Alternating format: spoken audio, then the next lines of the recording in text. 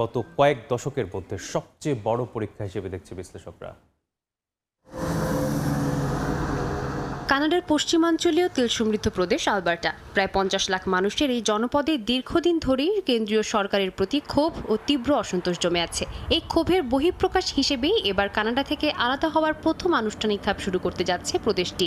আগামী অক্টোবর মাসে নিজেদের ভাগ্য নির্ধারণে ভোট দেবেন আলবার্টার বাসিন্দারা। গত 21 মে এক বিশেষ টেলিভিশন ভাষণে এই ঐতিহাসিক গণভোটের ঘোষণা দেন আলবার্টার প্রাদেশিক প্রধানমন্ত্রী Daniel Smith. I will be requesting our government add an additional question to the October 19th referendum vote announced previously. এই ভোটাভুটির পেছনে রয়েছে দীর্ঘদিনের রাজনৈতিক ও অর্থনৈতিক টানাপোড়েন। আলবার্টার স্বাধীনতাকামীদের অভিযোগ, অটোয়ার লিবারেল সরকারের অতিরিক্ত পরিবেশগত বিধিনিষেধের কারণে ক্ষতিগ্রস্ত হচ্ছে তাদের খনিজ তেল খাত। তাদের দাবি, কেন্দ্রীয় সরকারের কোষাগারে আলবার্টা যতটা অবদান রাখে তার তুলনায় সুযোগ সুবিধা পায় অত্যন্ত নগণ্য।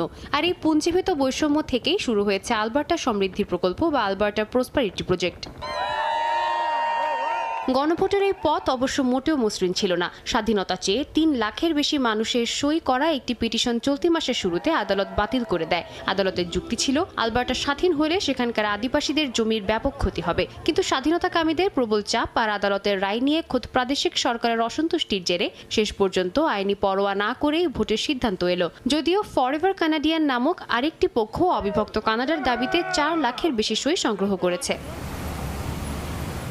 আদালতের নিষেধাজ্ঞা, আদিবাসীদের অধিকারের প্রশ্ন আর অর্থনৈতিক অনিশ্চয়তার মধ্যেই হতে যাচ্ছে এই গণভোট। 19 অক্টোবরের ব্যালট পেপারই শেষ পর্যন্ত নির্ধারণ করবে কানাডার লাল সাদা পতাকা তলে আলবার্টা থাকবে নাকি বিশ্ব মানচিত্রে জন্ম নেবে নতুন এক স্বাধীন রাষ্ট্র। সাদিয়া তাসনিম, সময় সংবাদ। আন্তর্জাতিক সময় আরও থাকছে। কঙ্গো ও উগান্ডায় ভয়াবহ রূপ নিচ্ছে ইবোলা। মৃতের সংখ্যা বেড়ে 220, 900-এরও বেশি শনাক্ত। দুজনের শরীরে উপসর্গ ধরা পড়ায় ইউরোপের উদ্বেগ। বিশ্বের বিভিন্ন দেশের মতো জার্মানিতে অভিবাসন নিতে আগ্রহী অসংখ্য মানুষ। শুধুমাত্র গেল বছরেই দেশটির নাগরিক হয়েছেন এমন অভিবাসীর সংখ্যা রেকর্ড 3 লাখের ওপর। জার্মানি থেকে নাগরিকত্বের বিস্তারিত তুলে ধরছেন বিটু বড়ুয়া।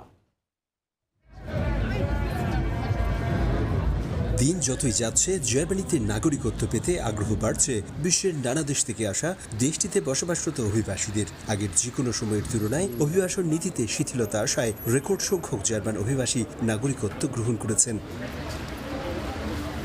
দেশটির 16টি প্রদেশের স্থানীয় সরকারের তথ্য বলছে, আগের যে কোনো সময়ের চেয়ে সাম্প্রতিক বছরগুলোতে জার্মান পাসপোর্ট নিয়েছেন কয়েক লাখ মানুষ। বিশেষ করে গেল 2025 সালে জার্মানির নাগরিকত্ব নিয়েছেন 3,09,000 মানুষ, যা দেশটির ইতিহাসে রেকর্ড। এর আগের বছর 2024 সালে 2,91,955 জন অভিবাসীকে